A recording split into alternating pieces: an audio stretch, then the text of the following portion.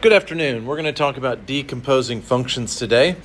It's a big word. It means figuring out how a function is made up of. All right. So here we go. We've done this before. We're looking at it just a little bit differently. Let's determine the linear factors and zeros of the following functions. Okay, so remember we're looking for the output value equal to 0. So when we have an output value equal to 0, that's where we have a 0. So it's at x equals negative 3. And at x equals negative 0.5. Okay, so now to turn this into a linear factor, this is x plus 3, and this is x plus 1/2. But remember, we always clear out the fractions, so it's going to be 2x plus 1. So the linear factors are x plus 3 to x plus 1 of the first one. All right? For our second one, we've got 1, 0 here. I've got another 0 here, and I've got a third 0 here. All right, so we've got x equals negative 1, we've got x equals 0, and x equals 2. So this one becomes x plus 1, this is just x, and this is x minus 2. So our linear factors are x plus 1, x minus 2. All right, now here we have a third one. X and b of x, I've got 0, 0, and I've got 3, 0, okay?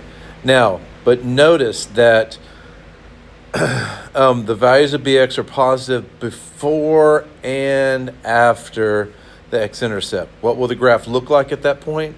That means if I were to look at the graph, and we talked about this last time, if I draw the graph out here, I've got it at 1, 2, 3, 4, 5. I've got this point here. Whoa, what happened? I'm not sure. Okay, I've got this point right here, and the graph is going to look like that. Okay, so remember, this is what we call a double root. So that means we've got 1 at x equals 0, and we've got 2 at x equals 3. So this one is x, and this one is x minus 3 squared. So our linear factors are x times x minus 3 squared. X minus 3 times x minus 3. Okay, what if I gave it to you as a graph? Well, should be able to do it easy enough. For f of x in green, f of x has a 0 right here at x equals negative 3. It's a double root, so this is x plus 3 squared. All right, and then our g of x has 1 at negative 2, and then a double root at positive 2 at x equals negative 2, and 1 at x equals 2. So this is x plus 2, x minus 2 squared. So this one is x plus 2, x minus 2 squared. All right? We know it's a double root if it touches the graph and then goes back in the same direction. All right, we've got this one. This looks like v of x. And we've got one at x equals negative 3, at x equals 0, and at x equals, I'm going to say that's 2.5. So x plus 3, x minus 5 over 2, which becomes x plus, or sorry, which becomes 2x minus 5. So this one is x plus 3, x, and 2x minus 5. And then we've got q of x here. Q of x, I've got one at x equals negative 4 and one at x equals 1.5.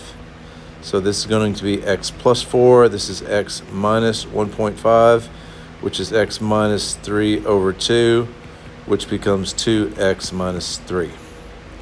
So it'd be x plus 4 and 2x minus 3. All right. Can we determine the linear factors and zeros of these functions displayed algebraically? All right, so now what we're doing is we are going to try to factor these guys and use our factors to determine what the zeros are. All right, so again with factoring, we look at, for the first one, for t of x, we look at 4 times 27, which is 108. And I need the factors of 108 that have a difference of 3. All right, so let's see. It's 4 times 27, which is 4 times 3. So what about 12 times 9? That's it, 12 times 9.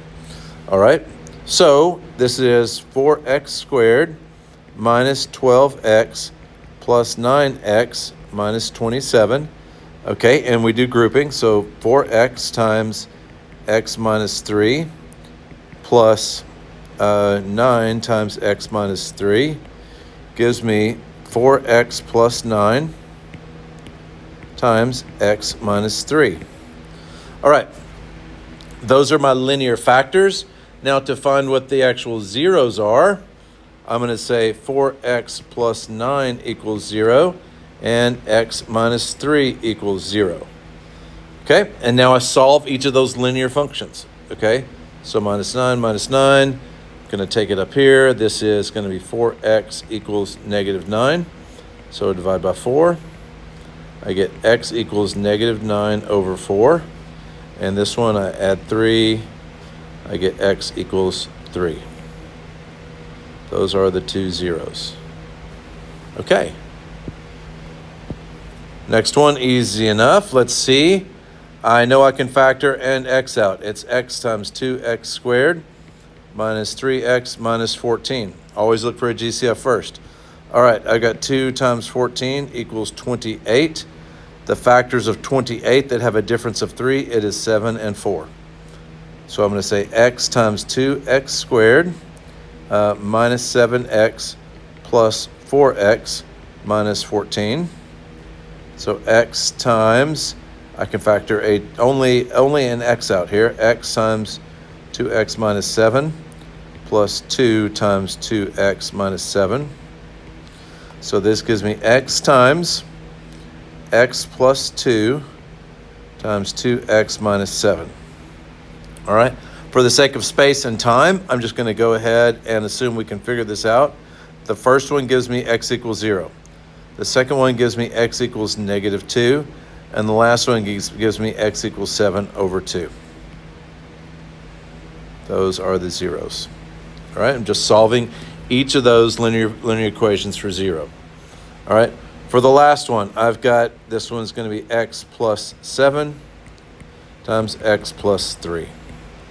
7x, 3x is going to be 10x. 7 times 3 is 21. So I get x equals negative 7 and x equals negative 3.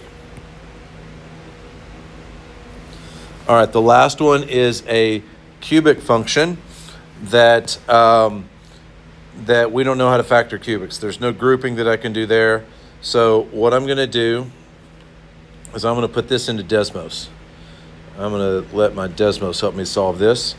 All right, so I'm going to put this into Desmos. Give me a moment while I type this in. All right, x cubed. Whoops. X cubed plus 5x squared plus 2x minus 8. Okay, so I've graphed it, and I can see my 3 zeros are right there.